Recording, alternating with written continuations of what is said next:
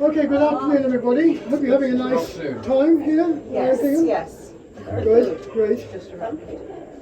This is the second talk. It's a repeat of the first talk that I gave this morning about 300 Squadron, which was probably the most important squadron based here at RAF Ingham, and was probably one of the most, the most important Polish bomber squadron in World War II. There were only 4 of them, Polish bomber squadrons. 300 were the first one to be formed, and one of the last ones to be disbanded. Consequently, had about the highest death rate among any of the, not only Polish squadrons, but also British squadrons, because in service a very long time. So this very quickly is a very brief story of the active service. So, where are we? Let's see if this works. Yeah, it does? Fantastic. Okay, well, I've got to say that this morning made quite a few problems. Now, basically, the British were very reluctant to allow Polish airmen, and particularly Polish pilots, to fly British aircraft in the Second World War. The attitude was Poland was defeated by the Germans in Poland in 1939, and then again in France, when France collapsed. The Poles then came here to Britain, to the island of Last Hope, this being Nigeria, and so their attitude was, well, you know, these are people from Eastern Europe, they don't speak English, therefore they're a little bit beneath us. True, you know, the snobbishness and class structure was very strong then, still strong now. So the attitude was that, you know, they're too demoralised to fight. However, on 14th of March 1940, they started to talk about training Polish crews to fly initially in British squadrons, individual pilots in British squadrons. Do you want to come in? Yeah, we just started on. Yeah, it just comes along. It's when just started. And then they decided they would also form, under pressure by the Polish government in exile, they would form Polish squadrons based here in Britain. There were big problems. Obviously, the Poles couldn't speak English, most English couldn't speak Polish, and the number of people who could actually translate in that time was very few. My father was one of those who could. And it also assumed that the Poles were very demoralised because of what had happened in Poland. And so there were big problems. They also had to learn the actual ways of, wanted to have to learn also the ways of how to fly British aircraft and also squadron structure, which is very different to Polish. Okay? One thing, for example, to lift up the front of the aircraft, the English pilots pulled back on the stick. In Poland, you pushed it forward. So it was, you know, also many of the aircraft in Poland didn't have had fixed undercarriage. So there was a big problem of Polish pilots remembering to put the undercarriage down when they landed. So just give me an example. So all these things had to be overcome.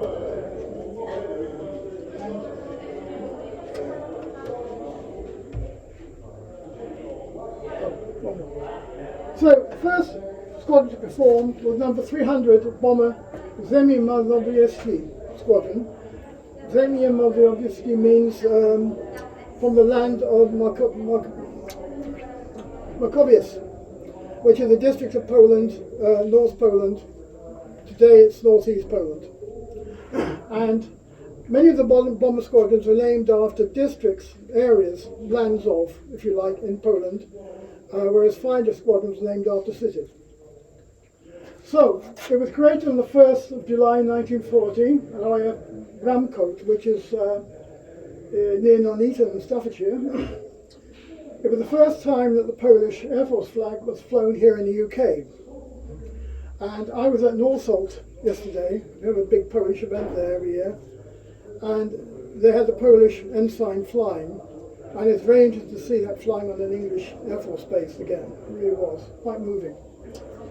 So they were given these very battle aircraft to fly. These were medium bombers at the time. They had proved disastrous in France, so that being the case, they gave them to the Poles. Flying coffins. Well, one far from it, carried a crew of 3. It was developed during the mid-1930s as a successor to the Hawker Hart and Hind biplanes, so you can see the actual link. Of course, the trouble is, it was very poorly armed, only 1 gun at the front, 1 gun at the back. And it was creating the idea of mythology after the First World War, where the bomber would always get through. Therefore, they didn't worry too much about defensive armament. The problem was, of course, that fighter technology, particularly among the Germans, had increased enormously in the 1930s. So the idea of having a bomber aircraft with only 2 guns was, why not bother at all? They were far too slow in France, limited range, not very maneuverable, and so they suffered very badly from German fighter aircraft.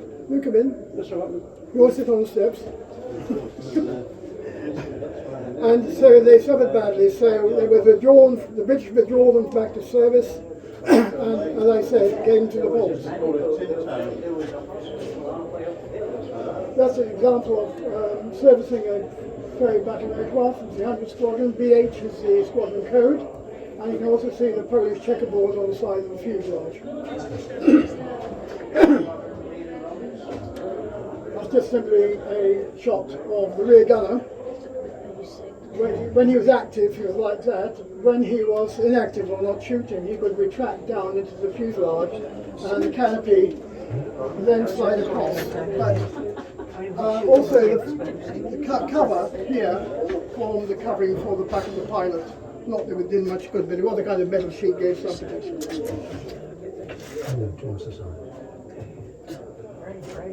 King George VI visited RAF Bramcos in August 1940. He's here, of course. This is General Władysław Czajkowski. He was the Prime Minister of the Polish government here in exile, and also Commander-in-Chief of the Polish Armed Forces. This is Colonel Rejski, who was the head of the Polish Air Force here in Britain. I used to know who this guy was, but I must admit I forgot who it is. Some English official officer.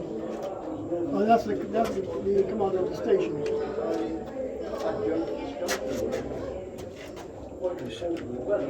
So there was a visit by Czajkowski and King George VI, a bit of a, to promote a bit of, what's the word? Morale, thank you, morale. One interesting thing was about the night of the 14th, 15th of August. Now, 15th of August, of course, was the absolute turning point of the Battle of Britain.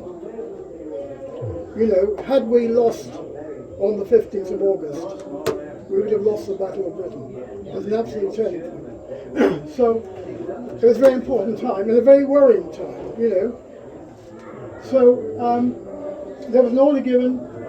William Ratushki, in his diary, wrote that on the evening preceding the night of 14th, 15th of August, an urgent order was issued cancelling all leave posts. All personnel dug trenches and created machine gun posts with weapons dismantled from aircraft. Everybody expected imminent German invasion, and they did. This is quite a serious thing. Tragicomical situation happened when the Poles entered a local army and found only clubs and some kind of spears. Airmen felt terribly defenseless since there was no manual on how to use these weapons. Now, in all the armed forces, there's always a manual for doing something. I mean, if the manual's not there, you can't do it. Simple as that, so.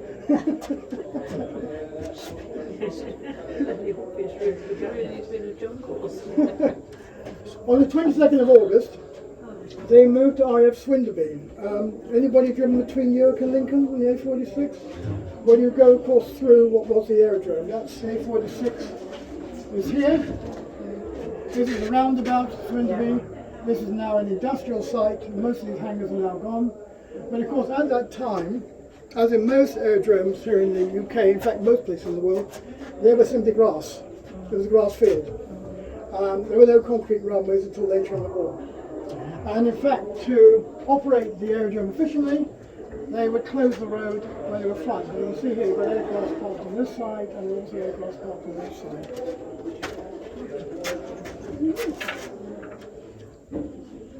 The first sortie was supposed to have taken place on the 12th of September 1914, and with order to bomb large concentrations of German-occupied ports. You know, remember the Germans were thinking of invading. The ports were stuffed with barges to take troops across, and obviously there were lots of raids by the British and Poles to try and bomb these barges and obviously destroy them. However, that was aborted, but the first raid actually took place on the 14th of September on Boulogne, doing the same kind of thing, together with the sister squadron 301, which was just formed a few days after 300 Squadron. Afterwards, weather permitting, squadron through missions targeting German barges at Boulogne, Dunkirk, Ostend, Calais, and later Antwerp and Mannheim. And you can see in the bottom picture loading bombs under the wings of the ferry battles.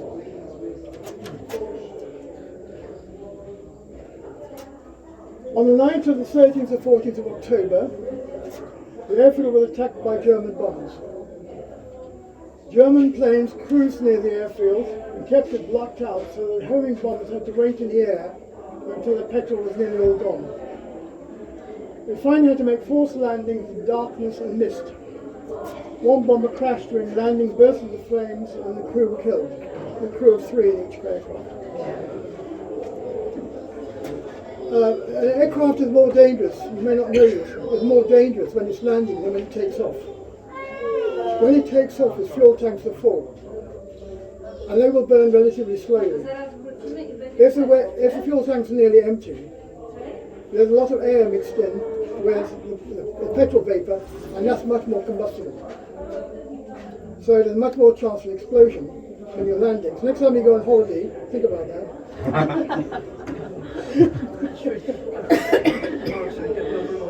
Okay, so 41 bomber crashed.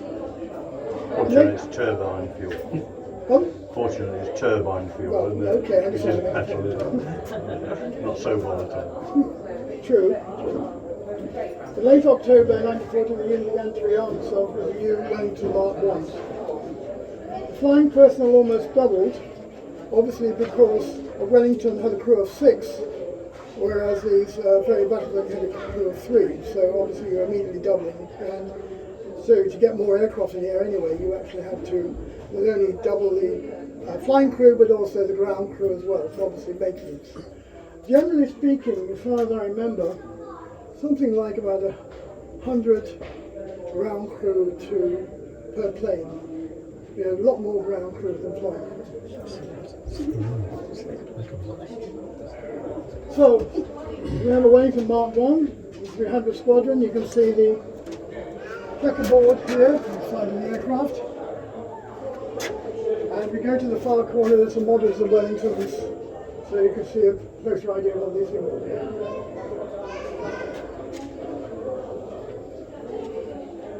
2 months later, a successful attack on Mannheim meant the Polish bomber squadrons were finally detailed fit for operational service as independent squadrons. They attacked fuel dumps and petroleum refineries at Antwerp on the 22nd of December. Now, one thing, of course, not generally appreciated is, we always think of Battle of Britain, we think of fighter aircrafts, and if you're Polish, you think of 303 Squadron, etc. But in actual fact, there was a higher death rate among the bomber crews during the Battle of Britain than there was among the fighter pilots. Because the bomber crews were obviously trying to bomb the barge installations in France and Belgium. And because if a bomber went down, it would take 6 people with it. The fighter was only 1. So there's a much higher death rate among bomber crews. And because the Battle of Britain sort of finished around about October, or late October time, I can't remember the exact date, both 300 and 301 Squadron actually can be said to have taken part in the Battle of Britain.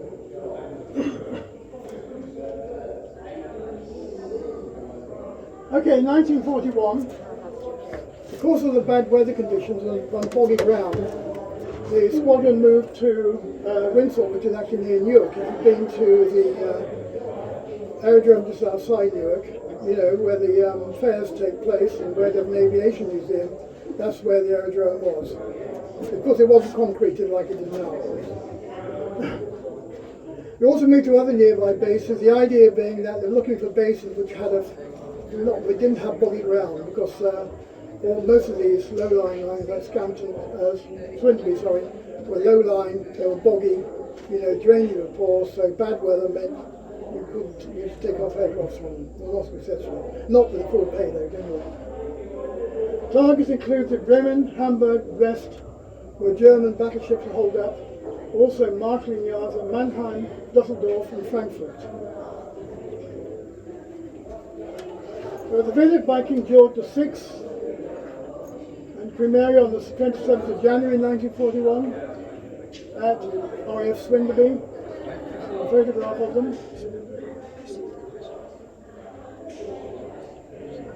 So on the 23rd of March, 17th and 18th of April, the squad successfully bombed Berlin. Now, flying to Berlin for anybody was a very difficult and dangerous thing to do. One thing, Berlin was very heavily defended, as you would expect. The other thing was, it's absolutely at the limit of the range of the Wellington. And to do it, you'd have to sacrifice either the payload and the amount of bombs you could carry, or remove things like gun turrets, and that often happened. So it was not, you didn't have much reserve, flying reserve, to avoid enemy aircraft or attack or anything like this. So they're quite a difficult target to actually bomb. At that time, later on in the war, when the aircraft became heavier, larger, bigger engines, then yes, it was more possible. But initially, it was very difficult for all crews. And these were the first Polish crews to bomb Berlin in 1941 in March. Now, this is quite an interesting photograph. On the 6th of July 1941, the squadron was presented with the Polish Air Force standard. This standard, known as the Wilno standard, was made by seamstresses in Vilnius, which is now the capital of Lithuania, underground. Vilnius was occupied by the Russians and Germans, and the whole point was that this whole had to be done in secret. So these seamstresses worked in secret, created a standard. It was then shipped to Britain by the Japanese embassy in a diplomatic bag. At that time, Japan was not at war with Britain. It happened later. So that's how it came to Britain. So it was considered, regarded with a great deal of awe and enthusiasm because it had been made simply by underground, in underground conditions. This is the parade of the standard, the Vilnius standard. And the other thing to note is on the hangar door, you have this, Nasha Wolność i Wasza, for your and our freedom, our and your freedom. There's a various ways of saying this, but both all mean the same thing. And this is actually used by Polish forces since the time of Napoleon, in fact. And in fact, those hangar doors are actually outside in the yard, waiting restoration.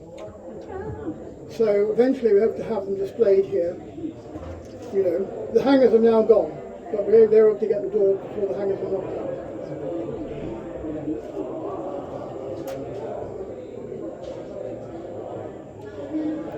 The squadron continued attacks on Essen, Frankfurt on Main, Rotterdam, Hamburg, Le Havre and Boulogne, Mannheim and two each on Bremen, Bielefeld and Cologne. On the 18th of July 1941 they moved to RAF Hemswell.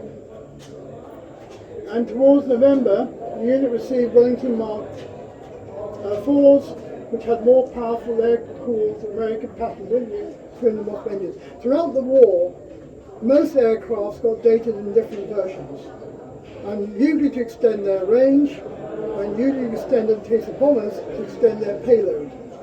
Obviously the more bombs they could carry further, the better, basically. In 1941, the squadron completed 441 operational sorties, 2,484 hours, with 50 airmen lost. Now, loss of airmen in Polish squadrons, all squadrons lost airmen. but as keenly felt in Polish squadrons, mainly because there was a sense of family which you didn't have in British and Allied squadrons.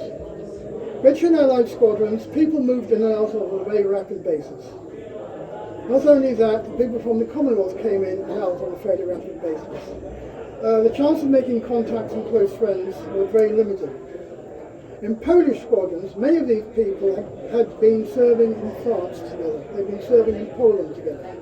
So there's a kind of bondship and kinship, which was not really experienced, or not to the same extent, in British squadrons. I'm not saying that people didn't, but it was more so in Polish squadrons. Consequently, when people were killed, the loss was felt that much more keenly. It's very difficult to explain, actually, unless you understand their background, but they consider themselves all one family, by the simple nature of they were here in a foreign country, one thing. So, in 1942, after bad weather, the number of sorties increased, 352 in April, bombing similar targets to those in 1941. Okay, this is Hart and RAF Hemswell. Some of you may have been to the Antique Centre there. Yeah. And of course the Antique Centre is located all around here. The square still exists. Most of the big shops are here. And of course, in those days, there weren't the concrete runways that you see today. They were put in towards the end of the war to service American heavy bombers. So, and of course this is the road that still exists here. And most of these buildings actually are still in existence, as are those. Lots of recognisable, but of course there are differences. As we would expect in 80 years. Okay, what was it? Yeah. 18th of May 1942, 300 Squadron moved here, RAF Ingham. And as it says, actually you're back just off the map, right about my summits. That's where we are at the moment. You may have driven along this road here to get to it. And the fields that you see here, of course, they're all where the runways were. Again, they're grass runways. And that's the main A-15.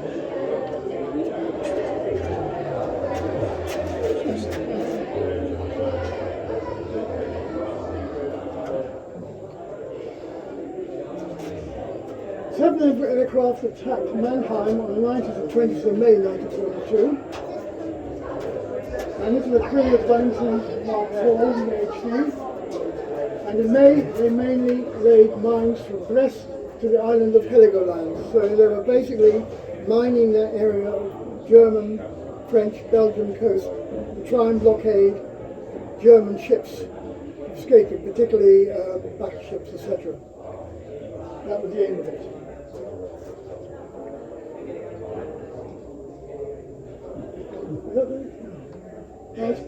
On the 30th of May 1942, the squadron took part in RAF's first 1,000 aircraft raid on Cologne. And on the June 26th, a similar mission over Bremen.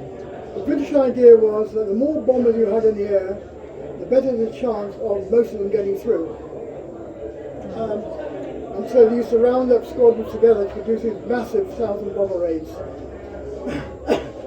And the Polish squadrons were involved with the 300 squadron were very much involved with the first 1,000 bomber raid. And again, they also spent further time laying mines. These laying of mines they call gardening operations. Why I don't know. In this case, mainly off the Frisian Islands. And on the cycles, as with Ukrainian soldiers today, you write things on the side of shells when you're telling the Russians. So they did with mines against Germans, in Polish, in English, Odlowniczków, Polskish Odlowniczków, in other words from Polish Army. There's a bigger photograph of that actually in the corner over there. They were quite expensive, those mines, some of them, and they were told to bring them back, drop them where Oh yeah. they were so expensive in the latest electronic. They were not encouraged to dump them. Yeah. During the night of the 4th September 1942, a crew of pilot Flying Officer Mache returned from Bremen with an aircraft which lost 3/4 of its fuselage cover. Now the Wellington bomber is a very robust aircraft, and its construction was lightweight aluminium, crisscross section, geodetic construction it's called. That produced a very strong, very lightweight shell, which was covered then with canvas. And most aircraft in the early part of the war were basically canvas covered, which meant that when you're inside the aircraft, to be careful where you put your feet, otherwise you go through the floor. Quite seriously. If you look at a hurricane, if you ever get close to a hurricane in particular, you see it's exactly the same arrangement. The fuselage and the tailplane are all canvas covered.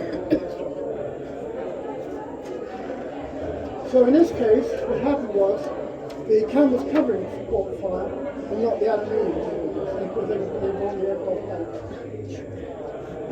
That's a view from the side, so you can just see how much damage was caused.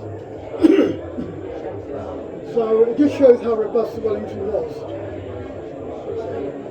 In 1942, the unit completed 872 operational sorties, flying over 4,692 hours. 88 airmen were killed, 11 missing and 30 captured with prisoners of war. Now, a flight of the squadron related to RAF Hemswell from the 31st of January to the 22nd of June 1943. Most squadrons had several flights, usually about 3. So not all flights necessarily always have the same aerodrome at the same time. And that's particularly the case of fighter squadrons. Now this is an interesting photograph because it shows what you're walking in propellers. Basically the engines here are radial engines, and that means that you have cylinders which stick out at all angles going round. So the crankshaft is fixed to the propeller, and you have the cylinders where the pistons are radiating around. That means when the aircraft is stationary, the oil drains out of the top cylinders into the bottom cylinders. So there's a serious risk if you start the engine in that condition. The top cylinders having no oil will seize up, and the bottom cylinders being full of oil won't start. You know, the oil plugs will just oil up. So what they have to do, excuse me, before starting the engine is to walk propellers. In other words, pulling the propellers around to pump the oil from the bottom cylinders into the top cylinders. So doing this a few times, produce enough oil into the top cylinder, and when you started the engine, there's sufficient lubrication there, and any kind of spluttering because the plugs will get oil in the bottom cylinders will be cleared by the rest of the cylinders working. Which is why when you, not so much a Spitfire, but when you have a radial engine starting up, you can actually tell, it splutters because of this effect. The actual hydraulic would also blow the cylinders off. Yeah, it could well be, yeah. They were used in the military back in the 70s, the radios, with the army. Oh yeah, I mean they used Squadron Witness, yes. Just a single bang. Okay, 1943, the 300 Squadron operated from RAF Ingham in Hemswell, and in April they obtained the new Mark 10s.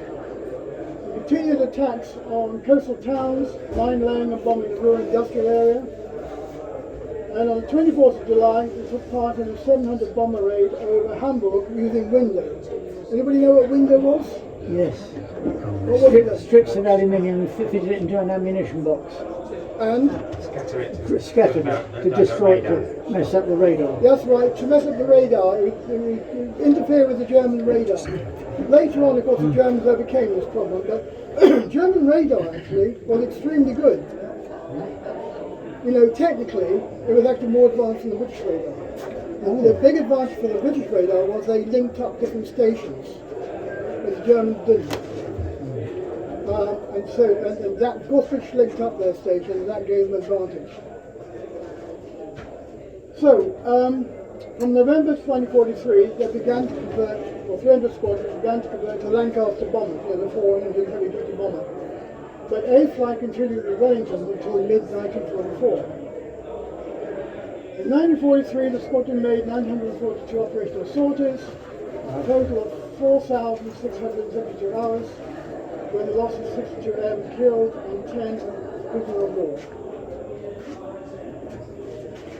In 1943, the squadron, like all Polish squadrons, was very short of manpower. The British and Commonwealth, of course, as they became short of manpower, they had a big pool of resources from the Commonwealth they could bring in to replace lost airmen. The Polish squadrons didn't have that. They were limited to what they managed to get out of Poland, Italy. So it was a big problem, and because of that, they often actually poached British and Commonwealth air crew into their squadrons to make up the numbers.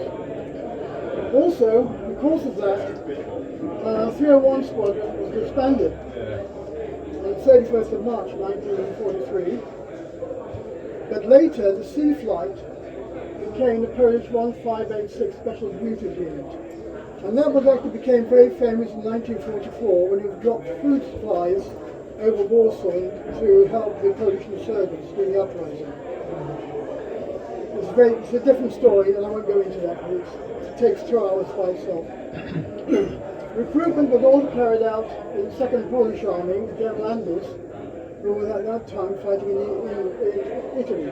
General Landers gone into Russia on an agreement with Stalin to take out as many Polish troops as possible. They also took out Polish families and got about 90,000 Polish personnel out of Russia, first into Persia, then Palestine, and then eventually to Britain or North Africa. So they moved to RAF Ingham in 1944, on the 1st of March. Foldingworths had been built with large runways to take the heavier bombers. By this time the Lancasters were much bigger than the older versions that bombed the dams, for example, and they needed concrete runways to carry the very heavy bombers. So Foldingworths was an obvious candidate. There were others built, but obviously Ingham was redundant in that sense. They're involved with raids on the French coast, ports, Dieppe, Ruhr Valley as part of pre-invasion plans. In 1944, 300 Squadron flew 961 sorties, total of 4,536 hours, dropped 4,181 tons of bombs, and laid 145 tons of mines. 110 airmen were killed, 3 missing, believed killed, and 10 prisoners of war. Now in 1945, beginning January 1945, was a black time for all Polish forces here in Britain. News of the Yalta Agreement was released without any consultation of the Polish government in exile, which was a valid government, unlike the French one, just by courtesy. It was a valid government because under the Polish constitution it could form anywhere. So it was a valid government, it was ignored. Churchill, Roosevelt, Stalin came together, mainly under Roosevelt. He gave in to Stalin. Stalin took the east part of Poland and had control over the rest of Poland. So basically, the Americans in particular, and also Churchill, sold out Poland to the Russians. And it still rankles with the Polish today. However, that being said, and I know my father was fairly devastated by this news when he heard about it, they carried on fighting. They took part in raids over Dresden, other raids, knowing full well whatever they did, Poland would not be free. I remember Britain had joined the war, didn't start the war, joined the war to give Poland its freedom. So, it drank it a bit. The last major raid, 300 Squadron, was on April 25th at Berchtesgaden, and that again with other squadrons.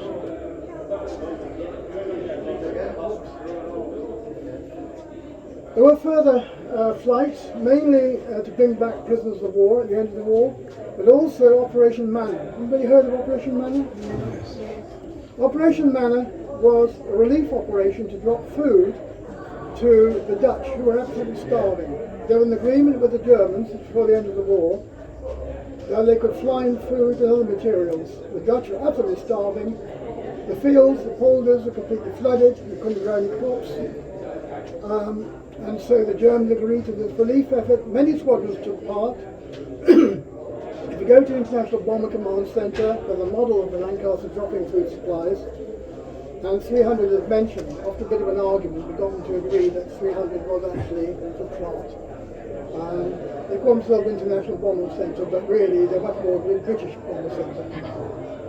Anyway, that's by the way. They were involved with this Operation Manna, as it was called, drop of supplies.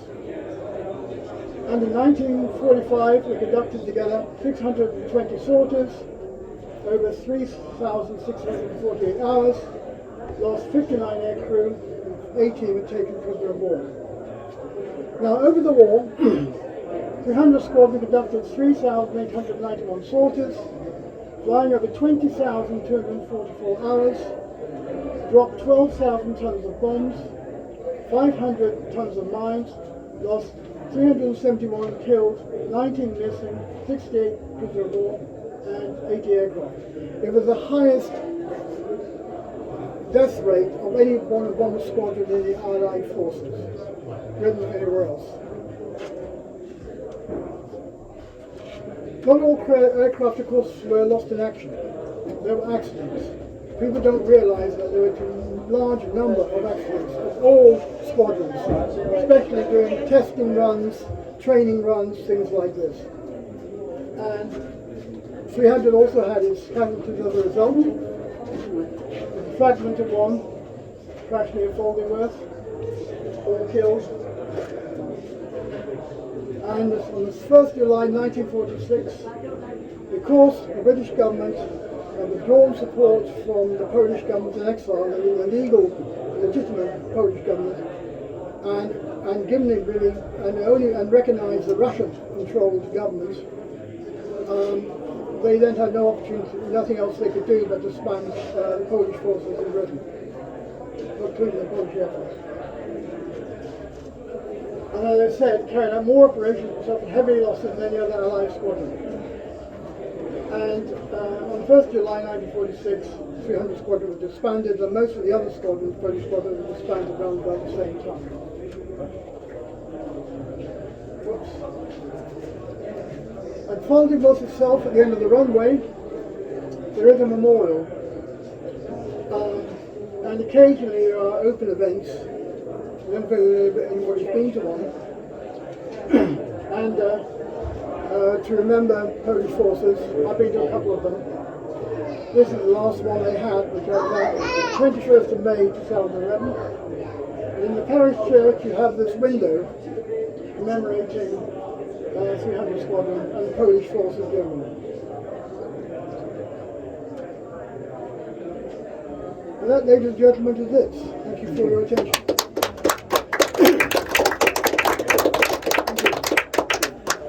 Any questions? One unknown but obvious question: how did all the Polish servicemen get over here in the war? That's a big story. I love the big story. Basically, I can really say mainly from the point of view of my father, what happened to my father. Poland was invaded by Germany on the 1st of September. On the 17th of September, the Russians invaded from the east. Invaded? The Russians invaded from the east. Okay? And because of that, the Polish government realized the situation was hopeless. So they fled to Romania. Right. And my father, for example, was ordered also to go to Romania, as did most of the other airmen from the Warsaw area.